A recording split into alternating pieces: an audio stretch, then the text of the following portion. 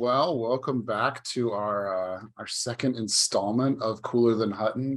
Just as a refresher, we're not here just to dunk on Hutton, right? We're here to give people who want to practice Sabre who are already practicing Sabre sort of an idea of what's out there, right? Things that aren't just Roworth or Cold Steel. So each week we're gonna try and have, or every 2 weeks or so, we're going to try and have someone on here that's doing something that's cool, that's unique. And this week, we're actually going to have Georgia. Did I pronounce that correctly? Yes. Okay. He's going to be talking to us about Berlin cut fencing. So, yeah, take it away. I guess you sort of introduce yourself and, let us know. All right. Well, thank you for the quick and concise introduction. So my name is George, and it's been about a year since I've been actively, fencing Sabre at the Treichau Club in Berlin, and about, let's say, 2.5 years in total since I've been lurking at various posts about HEMA and doing my own research online as much as I could. And the primary source of fencing with which my club studies is the Berlin Cut Fencing School. And, it's pretty odd. It's not like even based on a nation like, French fencing or this kind of thing. It's very small area and a very small period of time. And I'm assuming not a lot of people have heard about it. So to introduce it, I think it would be a nice way to start would be to give it some appropriate historical context. And, always. Oh, glad to hear that you agree. So what is Berlin cut fencing?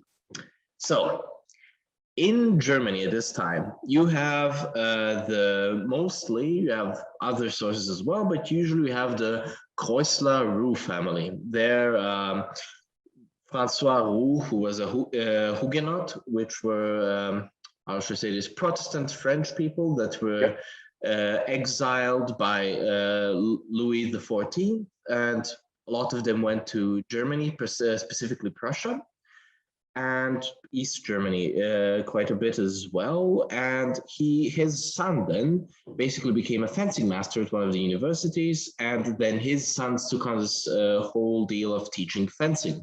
And they mostly taught students because in Germany, for a long period of time, even today, in a certain aspect, though it's not really relevant to HEMA, there is still the idea of student fencing, where back then you would have a disagreement with a student about something, and you would solve it via a duel, either to the death or the first one, usually the first wound.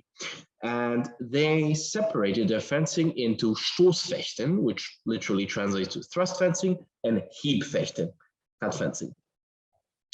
So they had, usually started with thrust fencing. That was done for quite a while, even beginning into the 19th century.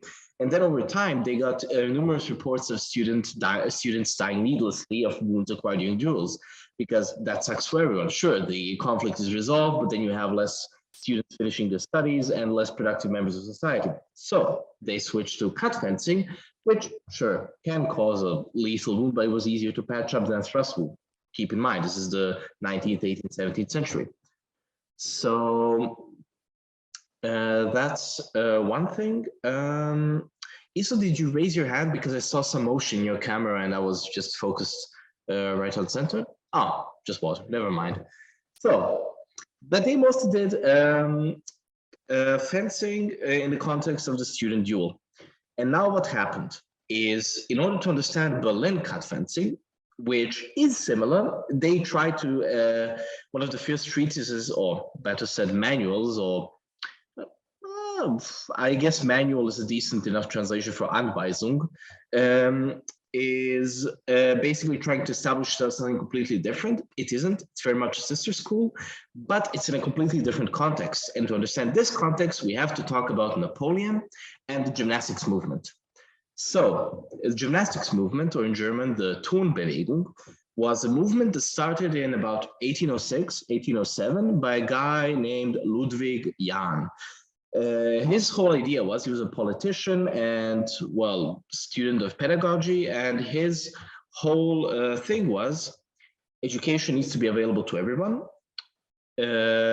He was for the abolishment of class in German society, so everybody could join up in this like schools he would like make and stuff. But he was also for unifying Germany, and because it started at the same time that the third and fourth coalition pop up, and Napoleon starts doing more wars against German states, he was also for fighting back against them. He organized all of this in so-called Turnplätze, or gymnastics halls, and let's say like free spaces where people would exercise and would be on a somewhat equal standing, regardless if you're noble, you're a citizen, a burger of a city, or even lower, and you would have about of an equal standing. You would exercise, and under this exercise there would be swimming, lifting weights, gymnastics were a big part of it, any form of like equestrian sports, as well as fencing. And the whole idea behind it was, okay, the fencing was done in the context of sport, but to paramilitarize German civil society. So that's what I've said is a bit of a mouthful, and that's about how this came to be. Any questions so far? Yes, Corey, please. You're muted, sadly. I cannot hear you. I committed the cardinal sin. I apologize. How could you? So I wanted to touch on one quick point. You said that he was very for like mixing classes, because I know, and correct me if I'm wrong, anyone else in this channel right now, right? Fencing in a salle was very much a more upper class sort of thing at this time, unless you were an officer or in some sort of military context where you'd be learning the saber, correct? So this would be kind of very progressive at the time. I would say so, because the whole idea was very much revolutionary. Prussia was a very militant society, but it had very egalitarian ideas in some sense. That over the course of the 19th century, Bismarck himself would like do a lot of like, accepting that begrudgingly, okay, we need to give workers' rights, and we need to establish education as not just a privilege of a certain, how should I say, layer of society that can afford it, but as a commodity that is supposed to be available to everyone. So in this sense, yes, because we have the first book that we have actually in cut fencing, which is by Ernst Eiselin, who I will talk about later. In 1818, he wrote it, and he describes Turnplätze, so fencing halls or fencing like free spaces, like, I don't know, like in a city, in a park, where there would be hundreds of people fencing. And he says like, sure, you're a fencing master, but you need to like get a certain core of students that are capable of like surveying such amounts of people, and he deals with it very specifically. Like, you need to have like subordinates because there's so many people. And yeah, I hope that answers your question. No, it does. And I'm just jealous of the fact that someone had a saber fencing class and hundreds of people showed up. Yes, I was reading that for the first time maybe like a year ago, and I was just like looking back, over my shoulder, my class of like 5 people I kind of begrudgingly got out of, like passive aggressiveness and guilt to show up on time. And I was just like, But, I don't need them to, put on uniforms and, tackle Bonapartists in the bushes. So there's also that. And yes, so let's talk about a bit about the fencing itself, because now we established where it comes from. So it's, to summarize, fencing usually done in some sportive context to prepare people for, well, actual military action. And later, through sources like Seidler and Lübeck, it also got adapted to teaching cavalry officers and cavalry troopers how to use the system. And now, the big deal when doing Berlin saber is, of course, sources. So there are 2 big ones, Seidler, Eiselin. I personally would ask Russ kindly if he could link them later in the description, but we'll talk about it later anyway. And there's this translation of it, German Saber of the Berliner Turmschule, which, you know, if you read it and you come from a fencing background, let's say Italian or French or British or Hungarian, you'll know stuff like tiers, cards, second, prim, so on and so forth. Iserlen and Zeidler look at that and say, no, thank you, throw it all out of the window. And basically they take a very, how should I say this, patriotic / nationalistic stance on it, because they say, we're German, we're doing cut fencing as we see it is correct, and we're going to establish our own terms, because Iserlen's big beef with Kreuzler and Roux is that he names cuts and parries after the position of the hand in which it is in. So if you do, like in Russ's lineage, you do a cut 5, he calls that a cut or a court because, or fourth, because that's the position your hand is in, and the parry is the same. And depending on which Kreuzler Roux you're reading, they vary. And he's like, okay, this terminology is not equal and doesn't make sense, so I'm just gonna make up my own. And he does it in various, like, sometimes it's a bit funny because he like refuses to use the word parry, but uses the word Deckung, which means cover or other things like that.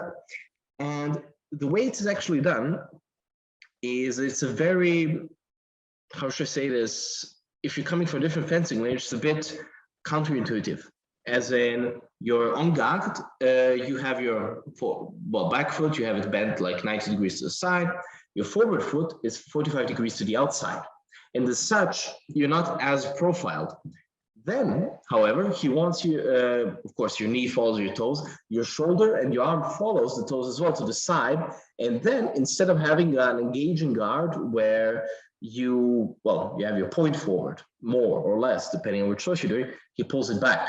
So you show your opponent the flat with the edge, with the cutting edge and knuckle bow up, and establishes this very defensive stance that I've went through many different lineages, many different German fencing books of the time and before and after, and haven't found anything similar. And he uses that position to form all cuts and parries. And because he says you're supposed to lunge in the direction of the foot, he establishes as, how should I say this, as a definitive lunge that you should always lunge offline. So you're always lunging offline and always to uncover your opponent, because your opponent, if he's fencing the same system, is having his arm completely stretched out. And I've done that in like bouts where I would fence, like, I don't know, like some Roworthian style fencing. I would switch to that, and my opponent would just look at me askance and like, what? Why are you doing this? And then this whole like bar of steel in front of you, with the fact that you're leaning slightly forward, you're extending your arm, you're covered. And as such, it is connected to the German school of cover cut fencing. So I've just regurgitated a bunch of information. So any questions about that yet? Yes, Russ? Social context is fascinating. One thing for listeners, if they're not familiar with the 19th century, one of the great appeals of these movements was not simply from below, but you also had a significant number of aristocrats who were also absolutely sick of those straitjacketed, I'm in this class, therefore I can only do this kind of strictures. And it's a constantly recurring theme in 19th century literature. For mechanics, though, I wanted to ask, you're out here, you're off to the side. Does that mean to cover what other lineages are going to call an inside line? Are you doing your moulinet from the shoulder, or are you taking it from the wrist? And how does that affect the geometry? So that's a very good question. The fact is that he establishes as what is called, in the sense that you mean cover, you mean parries, right? In the sense, yeah. So his whole idea is, if I may, is I have a foam saber with me right now because I am unluckily, like, I don't have a collection of fancy, antiques to show. But the idea is, I feel called out. You should be. Like I was looking at it last episode, I was like, how should I compare? Like, I mean, okay, to show that I'm not completely broke, I will at least get a steel training saber. All right, jokes aside, the idea is you have your shoulders stretched out here, and you have the flat pull out like this. And this is your on guard. So if somebody's cutting at your inside, he wants you to remain in the same plane. So if somebody cuts one, or as he would call it, cut to the shoulder, he just wants you to drop the tip and go into this. So you're retaining the same amount. And you're basically, to form this, you're using both your shoulder and your wrist. So if I'm going to do a cut to the head, he wants me to first off move the blade to the cut and then move the shoulder, but you do them simultaneously. So you have this, you turn and you cut. And for the parries, it's mostly the shoulder. So you have this whole rotational axis that mostly covers all cuts. And if it doesn't, he just says, well, change the angle of the wrist. So if it's like this, just change it like this. So you have it for the lower cuts as well. And he uses this, which he calls the flat position or flache Lage, to basically, you know, he says, from this, you should be able to do most parries and cuts. And he has a flache Lage for every cut, you know, of which there are 8, you know, for, you know, verticals, horizontals, and diagonals. So yeah. Does that answer your question, Russ? All right. What I just wanted to say earlier is when you were talking about how if somebody's coming from a French, British, or whatever other background, like this school might seem unfamiliar. It definitely did when you first brought it up when we first spoke. At some point, we were talking, I think, about covered cut fencing. You kind of giving us a rundown in Discord, and I just felt completely lost. I went and asked like everybody, what is covered cut fencing? Because I did not understand anything about it. It felt that unfamiliar. And yeah, continue. No, that's it. That was just my experience with it. Honestly, like at first when you first told us about it, I was like, "This is wacky." I kind of like it. Yes, wacky is very much the correct word for it, because the idea of, well, a covered cut is basically that you're performing a cut in which you expose yourself least as possible. And I mean, the name implies it. But the way of how they come to achieve that is actually very interesting, because there's an interesting cutting mechanic that I've only mostly seen in German sources, which is the so-called Überschwippen. And I'm not sure how to translate it. To some Messerites, some Messerites have told me that it's very similar to Lecküchner's Gefahrhau, but please correct me if I'm wrong. I seriously have not read Lecküchner, and what I have is basically like 2 master classes where I was like, I don't know, mostly did like judo rolling for like 45 minutes, but never mind. So the idea is that the en-garde is, of course, you have this like V-shaped stance with your feet. And most of your weight is on the back leg. I will actually link an article to covered cut fencing, which is very much detailed with images and the like, so you can look at it later. And you're leaning forward. You're also trying to profile yourself a bit, despite the V shape of your feet, because your forward foot is angled to the outside, and you have this outward.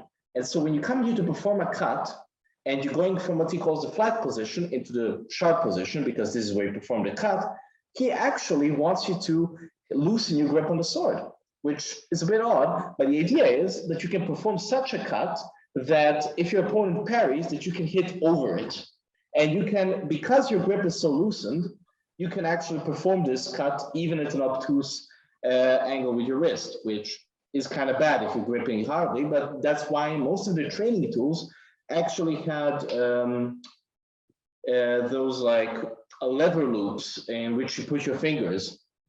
And so you would still be holding on to it, but you would loosen your grip to the point that it just slides over it and hits them. And that's very much true for the uppercuts.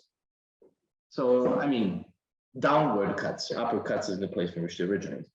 So that's, I mean, cover cut fencing is very much based on that. And what differentiates, in my opinion, like Zeidler and Iserlohn, who have the Berlin cut fencing school, from other cover cut fencing lineages, is that they say, first off, we don't want to have a point forward, so you have zero engagement, so you can't establish a bind, you can't. Most French things say, okay, be engaged in tiers. How are you going to engage with that in tiers? Like you can stand in tiers and thrust, but your opponent isn't giving you the same feedback. And yeah, that's one thing. And the other thing is the offline lunging, which again is done to expose your opponent more. But yes, that's about it about covered cut fencing. Like the how should I say, the meat and bones. Of course, every book and every manual does it a bit differently, but that's about it. Also, before I forget, one important thing to mention is the arm is straight. Like there are no elbow moulinets, and moulinets come from are passively articulated through the wrist, and well, you mostly use your shoulder and your back to actually power them. So yeah. I think I saw ISO's hand go up briefly there for a second. Oh really? Isa, yes. Phil feels really like, do this, they won't expect it. This is how you counter people, and not much of in of itself. Is that the impression you have too, or not? It certainly can work that way.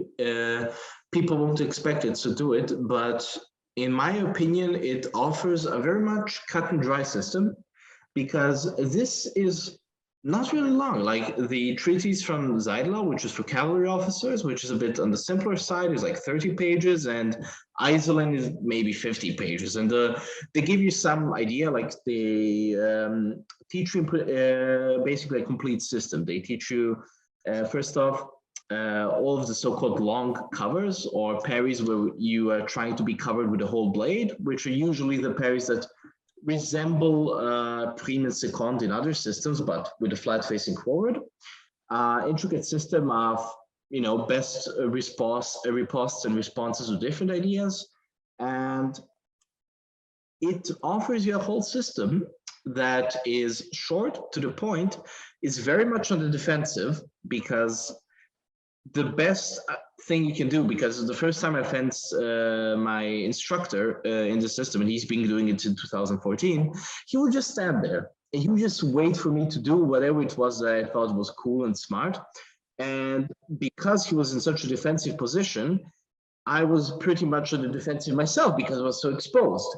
And for countering aggressive fencers, but also for learning how to provoke a reaction, because where he then excelled in the offensive were the feints, because you have to bring somebody out of this defensive shell, and then you can counterattack.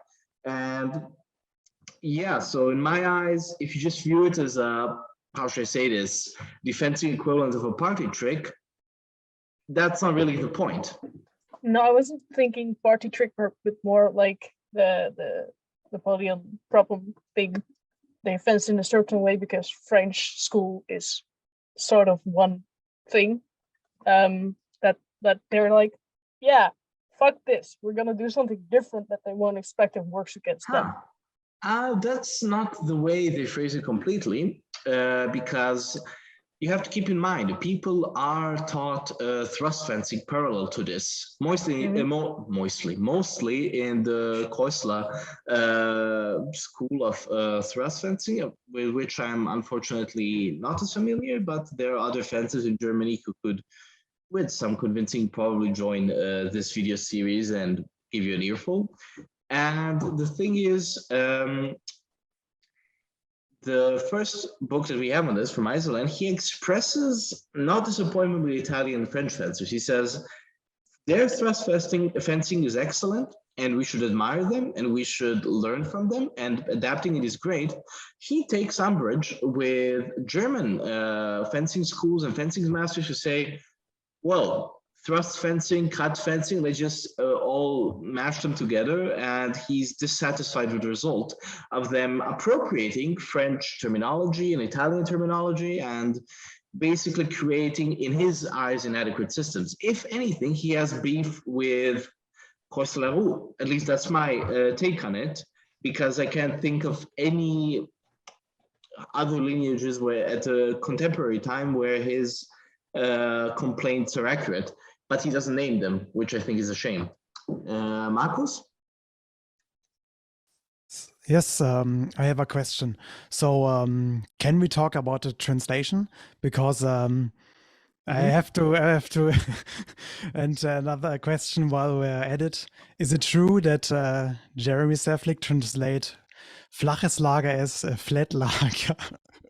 No. I cannot stop laughing about flat Lager.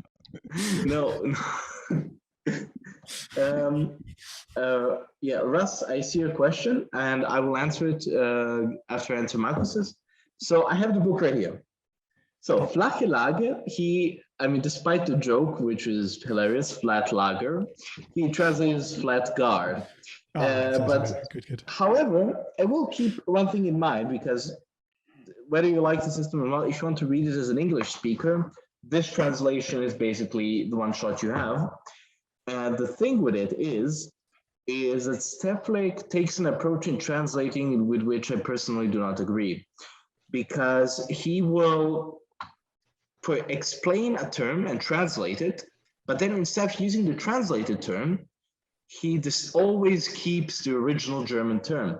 And I've had American fencers in the Discord and group write to me and say, hey, I would like to do Berlin cut fencing, but the translation basically makes me, I'm going to read a passage and then I have to backpedal 20 pages to see, what is Bogen, or what is flache Lager, or what is this, and so on and so forth. And of course, for me as a German speaker, I know what it is, but then I don't need to read the translation. I can just look up the original. So yeah, that's my one beef with it. Eventually, I'll publish my own Iceland translation, and we'll see. And I'll try my best to avoid this pitfall, but otherwise, it's a pretty good translation. Honestly, German writers, Eisel and Seidler specifically, suck at interpunction and structuring the sentences, and Steflik fixes that. So it's actually not like an onslaught of sub-clauses and phrases that just drill into your brain until you have no idea what was the first word of it. So yeah, Russ? Russ is laughing and I feel personally attacked. Yes, because we live there now. Oh, there's so many elephants in the room. Okay, which one to jump on first? Okay. Definite Messer connected with Bogen. So I'd love to hear about Bogen, and I'd love to address the elephant in the room, at least in my opinion, what the elephant in the room is, and that's bayonet fencing or fighting bayonets. I cannot think of a system better designed to counteract a bayonet infantryman, because you're already in the guard that has preset you for what everybody else has to jump into mobility wise to counter a bayonet. Yes, no, maybe cornflakes, hit me. Okay, first thing, unfortunately, I am very much, how should I say this? I know very little about Mesa. My HEMA journey as it is, it's comparatively short compared to some of the wonderful people in this call, and I haven't had the chance to look through Kirchner, Paul, and Feind or others. So I can't speak about that. Bogen, however, I can tell you what it is, and maybe it actually is related to Messer, which basically Bogen is his word for moulinet, because, for example, he does that. I hit my table with my saber. It's fine. So his idea, basically, he does them a bit, he has a Bogen for each cut, and some of them are fairly intuitive, where if you're doing a head cut, you go into the flat line for the head cut, and then you rotate and perform the cut. Fairly, cut and dry. But then if you're doing what's in Russ's lineage cut 2, he wants you to swipe your blade and then cut, which is a bit odd. And others are similar. For example, cut 5 will have a Bogen like this. And for all the other outside cuts, as in the opponent's outside, are basically, like a rotation to the back. But to the second question about bayonet fencing, ding, ding, ding, ding, because that's exactly the point. Seidler has who is basically taking Iceland's work, because they were in the same fencing school and they were contemporaries, but he writes to a different audience. Iserman's audience mostly has, other fencers who are doing the same thing as they are. And Zeidler has cavalry officers, and he instructs them on cavalry saber, but also cavalry saber on foot, and also against bayonet. And it's very much that thing. If a bayonetist, if a soldier thrusts at you with a bayonet and thrusts your inside, you're going to go into the flache lage, which you would protect from cut 6, push it to the side, and have an immediate riposte either to his side, flank, or face, depending on how you want to angle your cut. So that's very much a thing of about Berlin cut fencing. Does that answer your question, Russ? Yes, because I was thinking even from Tierce of all the different things you have to do against a bayonet, and then there's your flache lage, and then what are your basic responses? Oh, you're already there. Plus you have offline lunges built into the system, which are precisely the things that get tacked on to most saber fencing systems. Oh, in case you have to fight this poor conscript who has a bayonet and a burning desire to go home. Well, it's already baked into the cake right from the get-go here. It's really, yeah. And that's very much the case, because we have to actually talk about, it's kind of, I guess, comparable to the Radelian school, where you have it's named after Giuseppe Radelli, the founder, but we don't have a book from Giuseppe Radelli, but rather his student, Settimo del Frate, and then all the others that follow him. And all the others, some sounds kind of dismissive. They were all pretty cool in their own way. And the same thing is with Berlin cut fencing, because Iserman is the first person to write a book about it, but the actual founder of the system is widely believed and confirmed by Iserman to be Friedrich Friesen, who, interestingly enough, his grave is about, 10 minutes away from my home. I don't know, that's just a morbid fact, I guess, to look at it, but Friedrich Friesen was actually part of the gymnastics movement. He worked a lot with Ludwig Jahn, but he was also a member of the Lutzow Free Corps, who fought against Napoleon, I believe, in the 4th coalition or 6th. My Napoleonic history is a bit hazy, and but yeah, around 1810, 1813, around that regard. And he dies there. Actually, he gets captured near Alsace-Lorraine or Alsace-Lothringen, depending on who I want to instigate in the flame war that's going to ensue in the comments.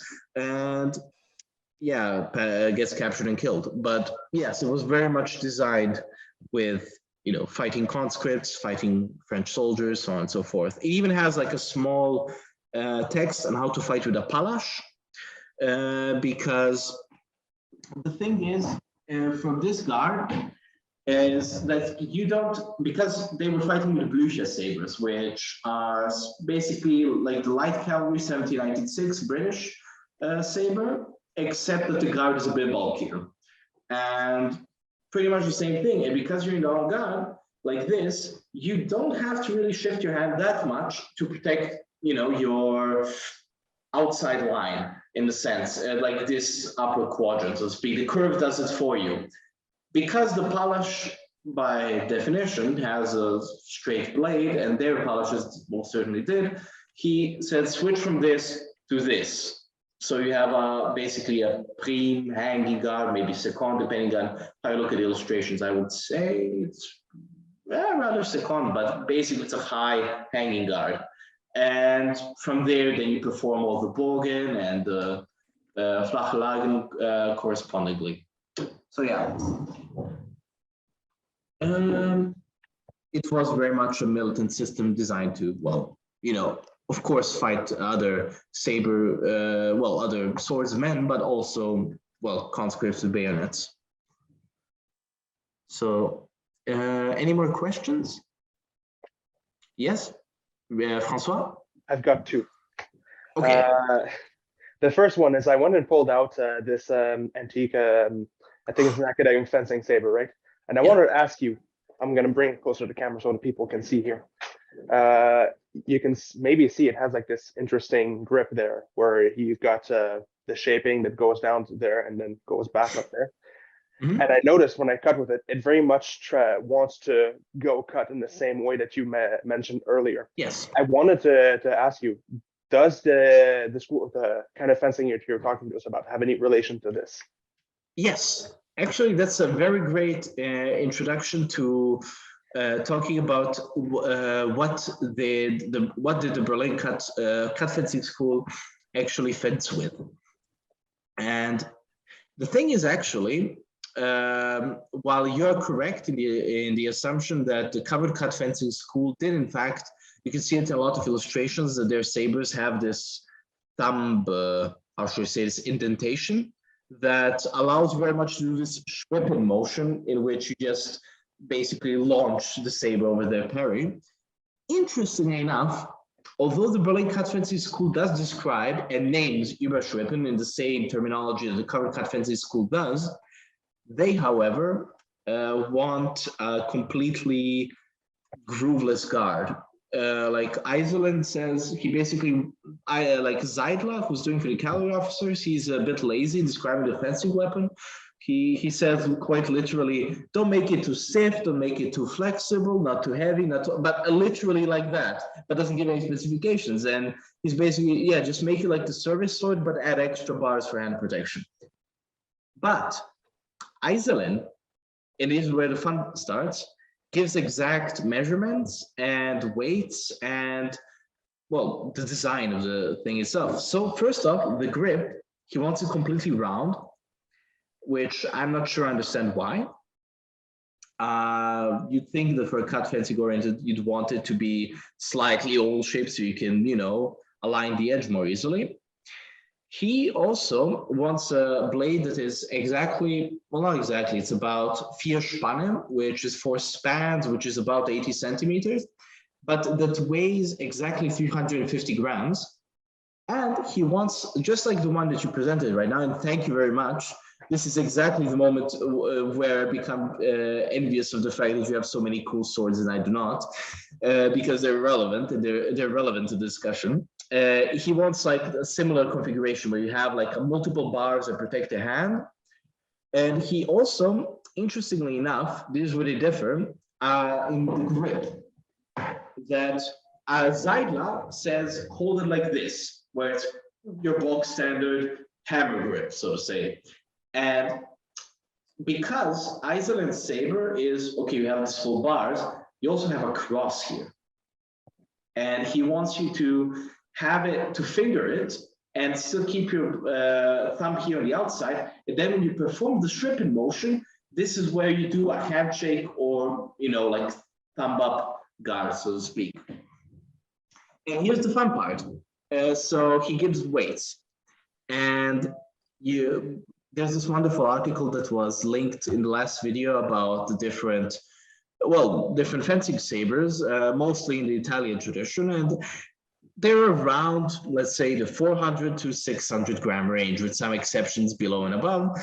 But Zeidler says 350 gram blade and a guard that is at least twice or thrice as heavy as the blade. This one feels like this. Yes.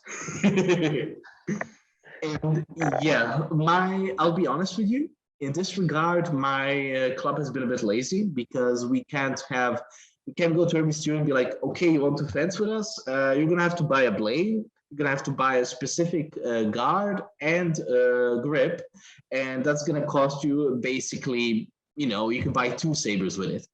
So we went the lazy approach, and we said, okay, Zeidler, because my instructor insists on working specifically with Zeidler because he's a bit more clear cut and easier to read, honestly. And besides, there's not much difference between Iserland and Zeidler, mostly that Iserland has some nifty things that Zeidler doesn't, but not many. And Zeidler also has that militaristic appeal, I guess. And he says, and what we did was we got the Black Fencer 1796 infantry sabers, and we were like, okay, it's the service sword. Now, I know your opinion, Francois and everyone else here, on using service sword replicas for fencing. And I agree with you in many regards. because they make either for shoddy hand protection, and they make for, depending on the maker, either inflexible or hard-hitting sabers, and those suck. So I'd like to point out that the issue is not so much with the idea of replicating a service saber, so much as the execution that's often done by HEMA makers. Usually it has nothing to do with what I have on the shelf here. Correct. You are 100% correct. Interestingly enough, my instructor, because we have like every September, we have like an introduction for the newcomers, and we did, and he brought some antique sabers. And what astounded me was I picked up a Dragoon saber that was a Dragoon, not saber, palash. I mean, straight bladed saber, depends on how you want to see it. And with a big guard that was like 2.7 millimeters thick, and a blade that went like, I don't know, 85, 90 centimeters. And the taper on that monstrosity was from about 1.5 to centimeters to about 1 to 2 millimeters. And I picked it up, and it felt, where's my fancy saber? Just a moment. It felt the same from handling as this 850-gram Polish saber intended for HEMA. Something that is substantially lighter, this one, felt the same as that, and that one wasn't a crowbar. So yeah, HEMA service swords, they have a way to go. And Black Panther, I will say this, I find them for what they are really good, because they keep the flex at the relatively same level, 6 kilograms. And they are not overweight. They keep them at about 730, 750 grams. They work for Zeidler. I also like basically any contemporary HEMA saber that's like Kwiatunista or the ones from Kryga in Poland. I like those as well. I will really try to get the blade from the Moto M1 and actually replicate what Iselin says. But that's because in Moto is right now on a hold. Yeah, that's a project for the far future. But yes, I mean, we've done the service sword route and it works. The thing is, luckily, because of the nature of long guards, where your arm is outside of the center line, you don't get hit in the hand that much. It happens usually when you perform a cut, the other person performs a cut, and Zeidler instructs you to, if you see the opponent performing a cut, to stop your own and go back into a parry. And there, if you mess that up, you get hit in the hand, which is why, yes, service swords, if we had good gloves, yes, we don't, so no. But thank you for bringing it up. And what was your second question, actually? My second question is, when you start demonstrating the kind of ways to cut, where you're like setting this and then you kind of like go do your cuts and whatever, I noticed that it looked very similar to how somebody fenced yesterday. Somebody I fenced with, they were working with Meyer Dussac and Messer. So I wanted to know if you had any experience with that, and if there's a relation, how deep do you think it goes? Oh, that's well, it's my experience. Like I saw you do that, and I was like, oh, this looks like something I saw yesterday. So. Well, in a way, yes. It's my big, how should I say this? Like, you know that meme with Charlie from It's Always Sunny in Philadelphia, where he like, where's Pepe Silvia? He has like a whole whiteboard with like the red lines, and he's like, you know, that like my idea is basically that all German cut fencing is in some way or motion related. Now, there are vast gaps where I can't really pinpoint it and say it, but there are some elements that do keep in the same, that, you know, are distinct, that you don't see pop up anywhere else in Europe. And yet you see them in Lecküchner of all sources, and you see them, bloody hell, 400 years later in like student cut fencing. And it's, to me, it's inexplicable, because if there isn't any direct relation, because I'll link the article to that again. I'll send a link to Russ and hope that he links it, because it shows like Lecküchner's Gefährhau, which, I mean, he does like a cut, his opponent parries in what to me as a filthy sabreur looks like a prim, and then he does this like basically U-bash weapon, the same thing where he like lets loose of the grip and lets the straight blade hit over it, and that is very much well, very much yeah, that's very much to me seems related because it's a very distinct motion. And yeah, I can't say my hunch and well, my gut and let's say what my heart tells me is that they have to be related in some capacity. The problem is, of course, tracing that whole thing down because I can say my own sentiment, but I don't feel like confidently staying behind it if I can't prove it. So yeah, I think there is one. And I've been told by others where I've shown them the system, shown the screen, they were like, oh, this looks like Dusak or this looks like Mesa. And I was like, possibly. Also, I need to like do more Dusak and or Messer because I think that will give me more insight. But my gut says yes. So, Russ? So one of the elephants in the room that I haven't thrown out a whole lot, but that at some point HEMA will have to address when we find somebody who's a good 19th century historian is, we know at least two examples, Herxel and Talhofer, and I mean Karl, not Hans, who are fencing masters who clearly demonstrate that they are familiar with the existence of earlier fencing manuals. And in some cases, particularly Herxel, excruciatingly familiar with them. The supposition I've had is that they're looking through them, they're taking ideas here and there, but they don't adopt them wholesale because they're not practical in the 19th century context. That said, anyone who's ever looked through a fencing manual that's not their system sees a trick or two and goes, oh yeah, that's interesting. And there are cases where I could absolutely apply it. So this kind of motion you also see in Hungarian saber, and unfortunately I don't have it documented with a specific term, but you can go back to many photographs where you see, okay, here's somebody who's parried in prim, and then they cut and they're posted on the back of the saber to create the same effect. Huh. And my lineage does something a little bit like it, although Hidan Chaba didn't talk a whole lot about it. I talk about it more using these three fingers to create a pivoting effect in the cut. We don't often do a whip over like that because it doesn't make a lot of sense to, but there are times, and I've got a YouTube video on it at some point, where if you have to take a bind in too close, you can step to the side and use that leverage to pop around their guard. Is it the same thing? No, but there's some relation in the Germanophone countries, or at least the officially Germanophone countries, where you are seeing these similarities pop up. And whether it's because of common practice and ideas, or because fencing masters have unbroken access to the kind of stuff that when I was first starting this just made us drool, have no ability to address with any rigor.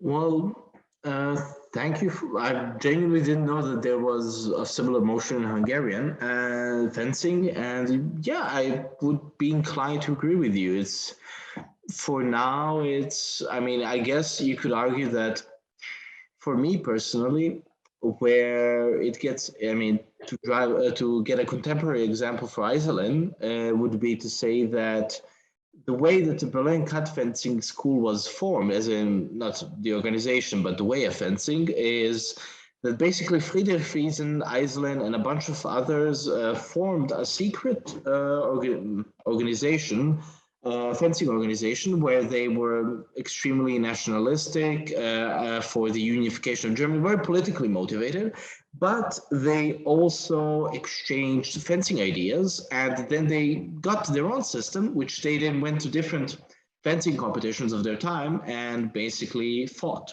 a lot. And out of this whole mess got the idea of their, how should I say, the sister lineage of covered cut fencing. So that's besides, I mean, Iceland does call their whole fencing system interesting and unique and whatever, but it's obviously also influenced by this. And yeah, I'm inclined to agree. Maybe they read it in a book. Maybe they, maybe it got passed on. For me, it's interesting that it's not an isolated case. that it's not one author from the 19th century, it's a whole lineage. It's two lineages, actually, if you count Berlin saber fencing as its own thing, and as you say, it crops up in other countries. So, you know, it remains to be seen. So, are there any questions? I have a few, simply because I allow them to pile up while I remember them. I have to type them out. First, I just want to point out, I really like it when old measurement systems come up, because as an American who uses an incredibly antiquated measurement system, it makes no sense. I love it when people start spouting like arshins, spans, and all this other stuff that it just reminds me that everyone else used to be as terrible as we are. So I enjoy this very much. But kind of moving on to, I guess, your practical sort of experiences in fencing the system, because obviously it doesn't seem like it's a very large, popular system. So I'm assuming you've come across people who've fenced other systems quite regularly. Is that correct? So can you kind of go through, like, there's a lot of unique things I think that are going on here, right? Like, you know, you're using a lot of cuts only, you have a pretty unique parry system, I would say. And you're lunging offline. How have you found that? Well, that's a lovely question. To add to the first one about the unit system, that actually, what's also interesting for grams, as in for the weight, for the mass rather, they use a lot, which took me a pain, which, yeah, it sounds like a lot, but anyway, it took me like a painstaking amount of research to find out it's actually 16 grams. And then he gives a weight, and I forget how many lot, but it adds up to 350 grams for the blade. But I digress. However, you're correct in the assumption that, well, the fencing, this concrete fencing system doesn't come up a lot. And I had the luck that I've had a lot of people from across Europe, join the club. I've had a fencer from Paris who did contrepoint. I've had some Polish fencers, some Russian fencers, and even from Finland. And there were a few interesting things. First off, the thing is, as you mentioned, cut only. Seidler and Iserlohn, I mean, Seidler, I assume because they use the hatchet tip on those, Blücher sabers, that they refuse to, that they not refuse, but they find it difficult to thrust in line at least. And Iserlohn has this whole thing about, oh, you can't mix cut and thrust fencing, but his then successor of theirs, Wilhelm Lübeck, whose book I literally discovered 5 days ago, has a system that does exactly that, mixes this kind of, covered cut fencing with thrust, which is something I want to delve into and research further before I make a statement about it. But yes, he has that whole thing where you finish the cut, go into a thrust, or you've thrusted and you go into a cut. But the things I've noticed while fencing this is that fencers fencing me assume two things incorrectly very much often. The first one that is mostly incorrect is, oh, he has his hand out. It's an easy target. It's not, because it's offline. So what happens is, if I'm I don't feel like standing up because I did cardio today and my legs are jelly, but if the center line is like this, my hand is here. You have to, if you're a right-handed fencer, which most of them are, you have to hit diagonally. We have to lunge diagonally. And what happens is people lunge, they deliver their fancy cut, and they open their entire upper arm and back and side of the head. And it's just, thanks, I will now parry softly in preem and give you a light bonk at the head, because you've basically done an offline lunge across a straight line.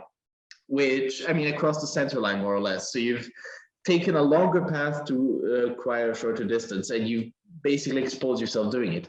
The second one is they think, oh, so he has this no engagement stuff, so on and so forth. I can thrust more at him and he won't be able to parry it.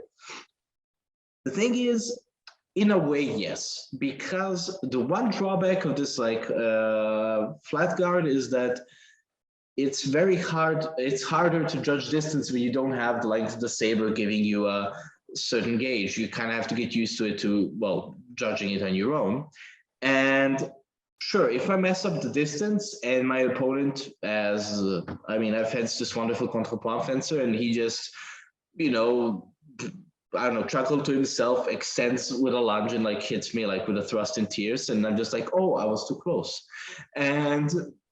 But barring that, displacing thrusts and parrying thrusts is kind of done in the same way. What irritates me a bit about Zeidler and Isoland is that they both assume that the saber fencer that you're fighting is fighting in the exact same system. He is not. Especially in the historical context. If you're fighting, well, French soldiers predominantly, they like thrusting. It's the whole contrepoint. It's in the name. They use foil to teach saber. I mean, obviously they're going to thrust a lot, so why not prepare them for that? That's one of my gripes with the system. But the tools he gives for parrying kind of cover it, because it's basically prime and second against most thrust. We see that in other German sources as well, like Christmann, who actually we should probably get somebody to talk about that, because that's a German cut and thrust fencing, but he himself calls it contrepoint and has a whole thing that the engaging guard is second and not tierce, and it's very cool, but unfortunately I know little about it. But yes, that's the other thing. And other thing is, it's a very defensive stance. The lunges are meant to be short, and I find longer lunges, like in the Italian school, because they're offline, I find them difficult to perform myself. My lunges are about 1 to 2 lengths of my own foot, so relatively short. So I'm usually in the defensive when I'm fencing that. And for that, it is great, because people expose themselves a lot when fencing like that, and I have this extended guard from which I'm basically fencing all the time. And since I'm parrying with an extended arm, it allows me perfectly to have this riposte while my opponent is lunging. Not to mention that if my opponent messes up the distance, it's also very valuable for stop hits, because a stop hit, if you're here, you just need to turn your hand and you give a flick to the arm. And yeah, I've had that, I've had that done to me several times by my instructor, where I go for like a very ostentatious, cut 5 to the head. I'm going to get him. And then I get snapped in the wrist. I'm like, oh, should have judged my distance better. But yeah, those are like the main observations I've had. So yeah, any more questions, Corey? I think I have more, but I want other people to get chances to go as well. So Okay, please. fair enough. Marcus? So it's more a comment, less than a question, but I also read, shit, forgot the name, Wilhelm, what's his name? Lübeck? Yeah, exactly. I also read Wilhelm Lübeck, and he mentions another contemporary system which is presented by Hugo Rothstein. It's the gymnastic from Ling.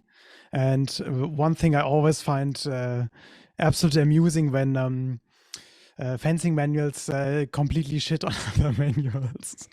And basically, Lübeck Wilhelm constantly compares the Berliner Turnschule to Rothstein and says how fucking garbage their body mechanics are and stuff like that. Wait, so always the like Hugo stuff like Rothstein that. school is bad, or the Berlin Turnschule school is bad? Lübeck Wilhelm, who is also in the Berlin Turnschule. Yeah, that's why says that Hugo Rothstein's stuff is bad and trash and whatever. Well, that makes more sense. Because for a second, I didn't understand your phrasing. I was like, wait, he's calling them. But yeah, very much so. And Iceland, unfortunately, doesn't specify. He doesn't point people out, which is a shame, because it would add to our own enjoyment of snarky content. But however, what I find interesting is, now that you mention it, is that Lübeck, interesting thought that just popped when you mentioned Lübeck was that all of these cut fencing systems were made in conjunction with a curriculum of a Turnschule, so a gymnastics school. So these guys, I mean, Wilhelm Lübeck was because that's also an interesting tidbit. Now that you mention it, is the Turnbewegung, so this gymnastics movement, was very much accepted in the first 20 years of the 19th century in Prussia. However, they get a bit, how should I say this, overzealous, and they start saying stuff that not even ultra patriotic nationalistic Prussians aren't agreeing with. Stuff like, you know, we should like immediately conquer all of Germany, and we shouldn't allow Jews into our like establishments. It gets wild. Like Ludwig Jan gets arrested, and gymnastics movement gets banned entirely for a decade and a half because their vitriol basically led to a murder of a Russian Jewish journalist of the time. And it gets reinstated 20 years later when it gets, how should I say this, removed from this political element by Seidler, who does like this whole like cavalry thing, you know, he teaches cavalry officers in the Lehr Eskadron in Berlin. He teaches them also horse grooming and, well, he says the Voltigieren, which I would liberally translate as equestrian gymnastics, and Wilhelm Lübeck, who is even who gets reinstated as the first so I say gymnastics teacher, because Seidler isn't technically a gymnastics teacher, to get paid by the state and to be allowed to do that. And what I want to say is their curriculum was always accompanied by other physical activities. Lifting weights was a thing in Lübeck. It was also, he has a lot with equestrian stuff. He has gymnastics. What I'm trying to say is, dear HEMA fencers, it is completely historical to hit the gym. Do it. Like Iselin and Seidler and Lübeck are looking down at you and smiling because you're lifting weights, and then you're going and you're gonna hit those parariposts like it's nobody's business. So yeah, throwing shade at myself, but yeah. So Corey, you also had a few questions, if I recall correctly. So I think this is actually a pretty opportune time to cover sort of this fencing system, since we just literally came last week from Contrepoids, right? Where, you know, Francois is talking about, you know, there's Espadon, which is mostly cut, and then there's, you know, point, and then there's Contrepoids, right? Where we're doing all three things right now. It seems like you've literally just kind of covered, there's thrust fencing, there's cut fencing, and then later there's some guys that combine the two, and there's also some guys that say don't combine the two. That's heresy. Yeah. So I guess, you know, Francois, from your perspective, right, are you picking up anything that sounds similar or interesting from coming from a Contrepoids perspective? Well, what I found very heretical to think about is the idea that, you know, you should be completely separating your cut and thrust fencing, from my perspective, because I mean, the whole point of your cuts, especially in French, is you're going to want to be going to go set up a thrust usually, or you're going to be using your thrust to go set up a cut after, and that's very much a thing with the contrepoint. So then to not go to deny yourself that opportunity to use, as I say, 100% of your weapon, is very it's very weird for me. But at the same time, what I noticed also is,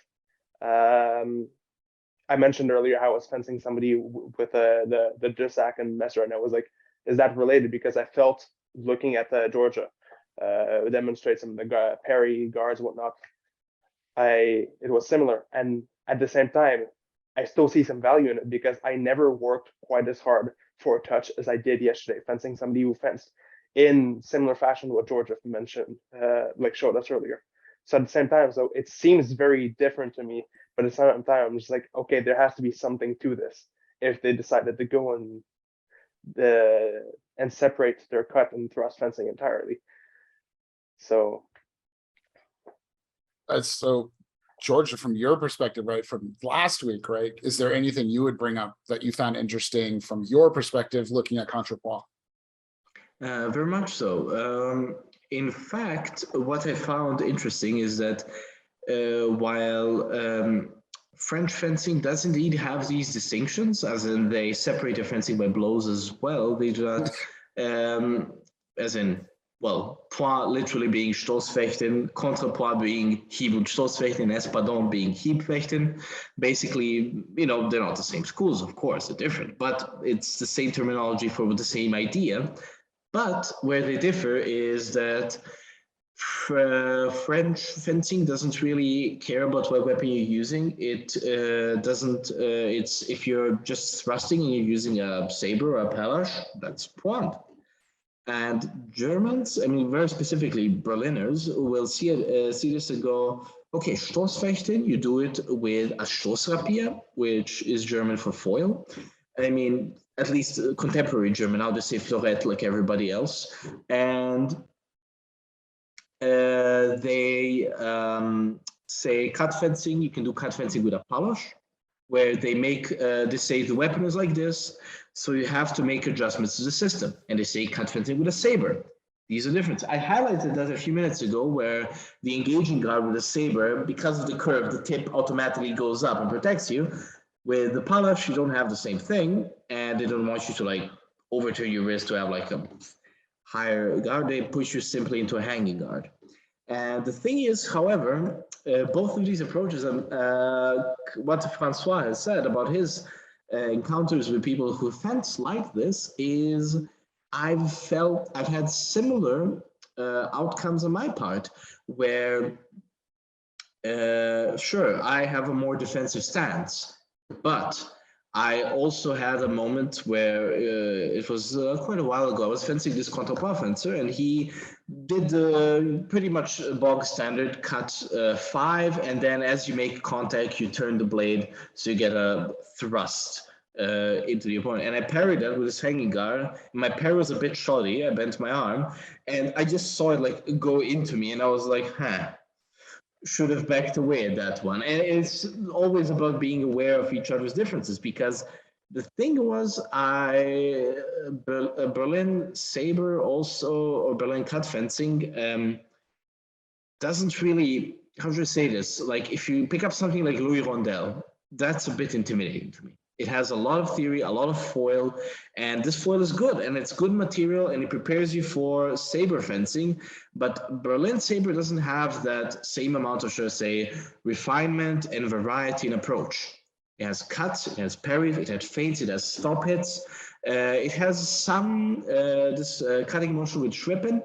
It also has a similar idea where I find very interesting, only Isola mentions it, where if you're doing a vertical cut upwards, the flache Lage for that is this. And what Isola mentions is he wants you to use the shoulder to rotate the blade and then perform a cut 5 to the head. And the thing is, you combine that with a lunge.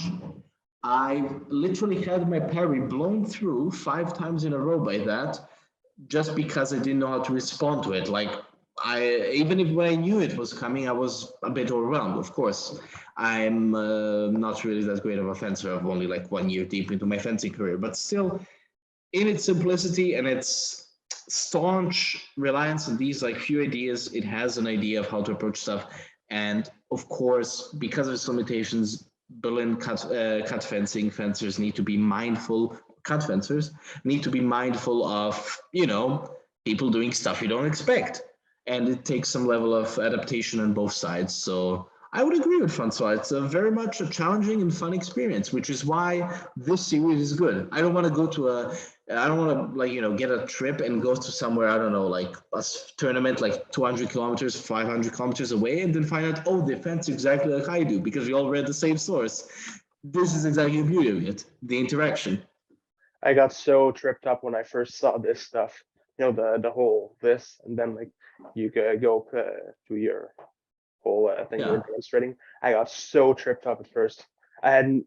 That's why I think our first exchange, me and that guy, it lasted like 2.5 minutes at least, just for one touch. Because I mean, combined with that and the offline lunges that you were describing, I was so out of my element. Okay, now we're going this way. Okay, now we're going this way. Oh, okay.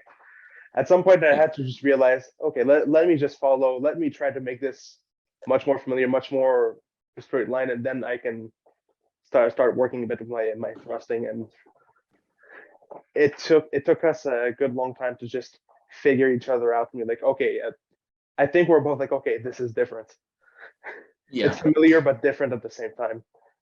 Oh yeah, like that's something I can agree with completely. And honestly, these kind of exchanges for me are one of the reasons I really like HEMA. Like that I can get into contact with something that's new and different and challenging. Because that's one of the reasons I've recently like started doing foil. Like I've picked up foil at a local school because I know nothing about thrust fencing, and I get a bit baffled when somebody, you know, does a really good lungeon thrust or does like disengage thrust or and all this like technical jargon I know nothing about, so I have to learn it, and that's so cool. So yeah, Isabel. Well, I thought of this during the week. I was going to ask, does Seidler of Iceland have any grappling? No. Okay. Simply put, short answer. I would simple. have to look because it does Iceland or Zeidler in their saber books. No, but I will have to take a look at the because they are. I don't think they themselves wrote like the curriculum for the gymnastics schools, but I think some of them also include wrestling. So I would say like, the ideal, let's say like Prussian soldier that was drafted like in the coalition wars was probably familiar with gymnastics to extent, fencing, and some form of, martial arts that was unarmed. So would it be historical to know all of this? I would say so. It would also be historical, as I said, to hit the gym and all of these things. So I assume if I had my say, and if I had the budget and the willingness and the time and the people, the ideal thing would be to make a 19th century Tonplatz where I can have, okay, welcome here. We're going to do equestrian stuff. We're going to do gymnastics. Like, I don't want to have like pudgy fencers who are like, oh, I can't like do a forward roll. Yes, you can. No one cares. Like, get on it. Lift weights, exercise, and fence. And that's how you produce the quality fencers. And I think there was even some accounts from the French side of the Franco-Prussian War, which of course is a bit later, 1870s, that even comment on the fact that some Prussian soldiers did in fact have noticeable physical stamina and general physical capabilities. But how much of this is misled or mistrued or just straight up Prussian propaganda, I would have to check. But yeah, if it were up to me, that's all part of Berlin cut fencing because it was part of the same school. So yeah. But to summarize, no, there are no grappling actions in the saber part. I assume it's because you are in such a guard that you are already trying to keep as much distance as possible, that from there on to decide to close that distance is, well, difficult. I mean, what's interesting is that the Kreuzler Stoßfechten, so the Kreuzler thrust fencing, excuse me, I thought I was going to sneeze, actually does have grapples, not just arm grabs, but grapples and throws to an extent. And it's a bit archaic in that sense, but I mean, archaic in comparison to other contemporary sources. So grappling does prop up in the same area, just different type of fencing, and then again, it's included into the sports section, so speaking of the fencing section. I mean, rather the unarmed section. So yeah, no, but yes, maybe. I would say no because it's not part of the saber book, and most people that are doing, they're gonna say rewatch this video and go, "Hey, I want to try that." Are probably gonna get this book, and this book doesn't have any of the extra non-saber stuff. It has the saber stuff and the polish stuff, and yeah, that's about it. So yeah, I hope that answers your question. Yeah, that's. I'm gonna ask everyone if they have grappling or in any sort of form. So that's good. I mean, grappling is something that misses in that's not there in HEMA Saber, with simply sources rarely mentioned, at least the ones that I've read. And it's always funny when we have like every Monday we have like open halls in our club, because our club doesn't only do saber. We have saber class, longsword, sword and buckler, polearm, messer, and so on. And especially the messerites, because they're doing a wonderful job at my club. They instruct things like break falls, and they really go into this nitty gritty grappling part of it and take it seriously. And they're great, really great grapplers. And I've had like, I'm a pudgy guy myself. I'm at about 90, 95 kilos right now. And I had a fencer who was about maybe 70 kilos, throw me around like a rag doll. I was just like, I guess I need to revisit my judo class. But then we go and I say to them, okay, let's do saber. And they do saber, and the extra measure and distance, they get really obvious tells, and it's very difficult for them to set up those grappling actions where I fly around like a rag doll. And for me, it's just this cat and mouse game of, okay, can I stop, hit them before they make this look like an episode of WWE? And yeah, so yeah, cool endeavor on your part. Yeah, as judoka, I have some kind of thing with grappling, so. Yeah, understandably so. So yes, any further questions? I think my last one, and thank you for already covering my hot button topics of what is the tool for the job, and is this a military saber system? So when I hear, you were talking about Seidler, I hear the words cavalry, I hear the word saber, and then I hear less profiled stance. I have to ask, does any of this involve usage of a cuirass or breastplate, right? Like a cuirassier, would they be using a system like this? No. Okay. Simply put, as Isla doesn't specify, he does mention that for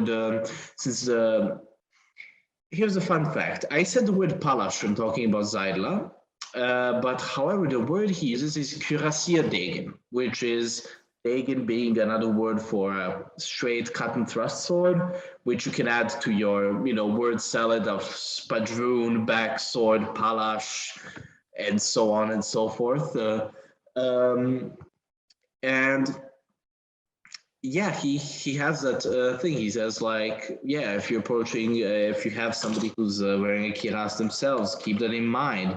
He even, one instance of a Seidler actually recommending a thrust is to a kirasi, where he says, okay, if you're a kirasi and you're fighting a kirasi and they're gonna deliver like a blow to your head and you're parrying, which is this parry, he recommends this parry for a head cut. He says, turn this, do a thrust, which Francois is probably gonna nod approvingly at this, because I think this props up in contrepoint as well.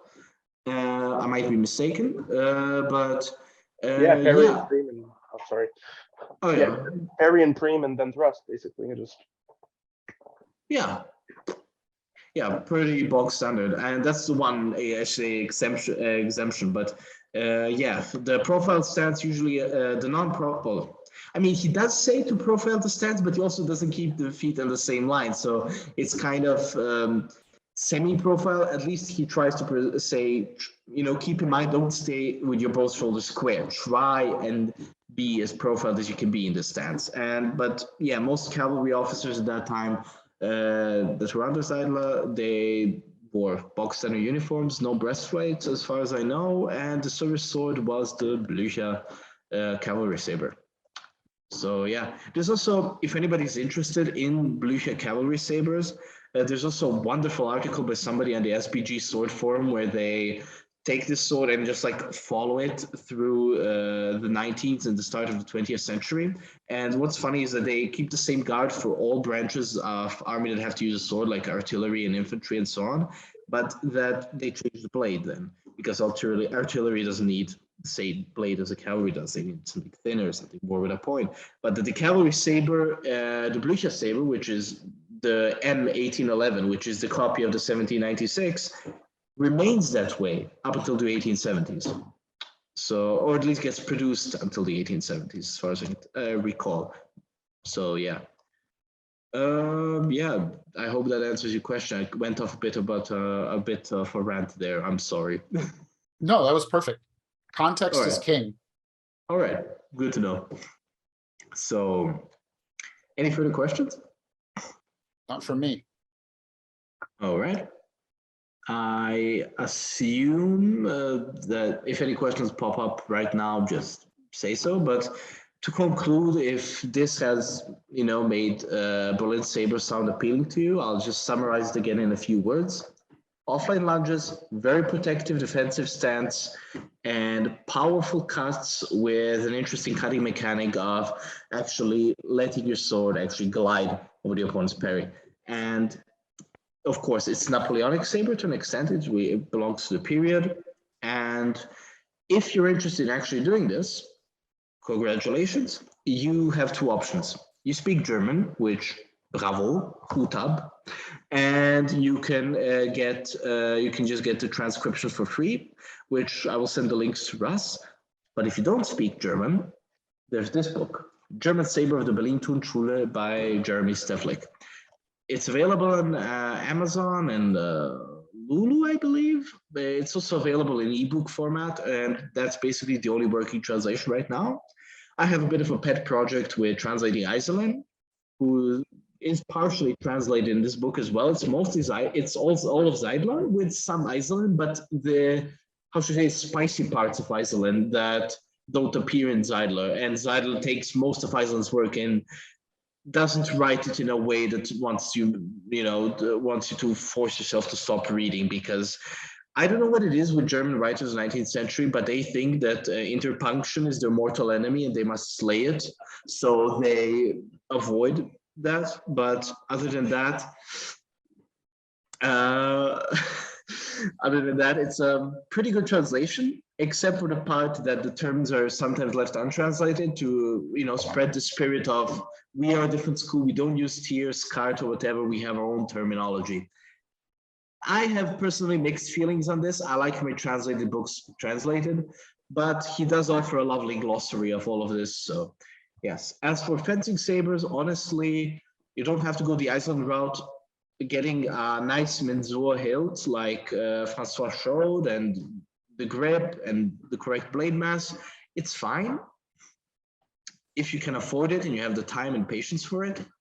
If you cannot, honestly, I've found that sabers that are in the 700 to 850 gram range, such as the Kvetum Eastern, the Krieger S2, or I'm actually going to get the Siggy Forge later this year, but I'm certain that one would comply as well. In that range, with a relatively thin blade, like not those like murder cavalry sabers that HEMA love so much, but like a regular fencing saber, I think it will work fine.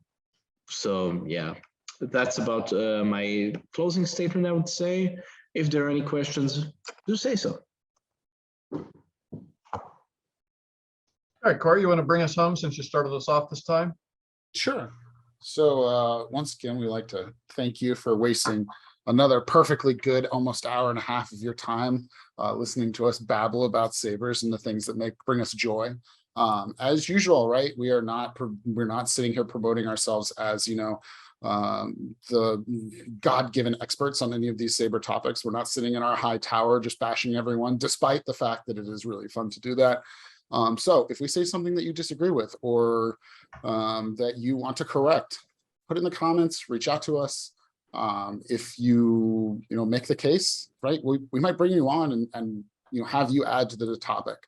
The key here is not to be bashing things, but to be growing the genre, so to speak, right? I honestly don't care if you practice Hutton as long as you practice saber. I'll cry on the inside, but I'm happy that you're practicing saber. So the key here is to spur discussion and to spur discovery and to bring people, especially, the dark age filthy longsworders, that we can reform them slowly into something that brings them joy. That's a saber. So all this to say, right, leave your questions and comments in the dreaded YouTube comments section, and feel free to reach out if you have any questions or anything to add. I have to take offense to that. We have great comments section. Nobody flames anybody in our comments section. Social media can be wholesome, damn it. Yes. We're trying to be the change that we want to see in the world, I suppose. considering the video that Russ posted a few days ago about Cold Steel, I kind of went into the comment section with, you know, a bucket of popcorn, a lovely fizzy drink, just want to see it ablaze. But the civility was almost like, you know, like you have a big expectation in a movie and it's just like, let down completely. But in a positive way, in a very positive way, dear God. That's very lovely to hear. And if you have any critique or opinion about this specific school of fencing, write it. I will read it and I will try to respond to it in a timely fashion. Absolutely. All right, we're going long, so thank you all very much. And next time we do it, we'll be going into Spanish sabre, which we don't hear a lot about. So stay tuned and hang with. Thanks, y'all. Yep, Thanks, thank everybody. you. Bye. See ya. We've got more videos and content coming, so if you liked what you saw and it was useful for you, please stab the like button, /subscribe, and punch the little bell icon so that you're notified immediately when new content comes available. Thanks, and go do the thing.